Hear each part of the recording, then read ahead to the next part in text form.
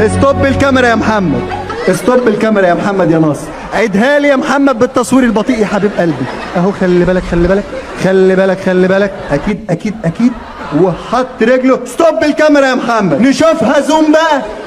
اهو خلي بالك خلي بالك خلي بالك خلي بالك، اهو يا نهار ابيض خلي بالك. منظومة التحكيم الفاشلة بغض النظر عن ان انا كسبان مباراة امبارح الاهلي وفاركو، انا كسبان يا سيدي 4، انا كسبان 20.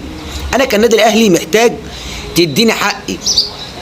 وائل فرحان نايم في غرفة البار امبارح، ما رجعش بالهجمة، كل اللي رجع بيه راح للكرة تجاوزت الخط او لا. انا ما يفرقش معايا الهدف، بس اديني حقي يا سيدي. انا لو كسبان 20 اديني حقي. غرفة الفار ما رجعتش الكرة زي دي ليه؟ يعني لحد امتى هتفضل منظومة التحكيم في فشل وموسم تلو الاخر وتعنت ضد النادي الاهلي؟ يعني اللقطة دي ما يرجع لهاش ليه وائل فرحان؟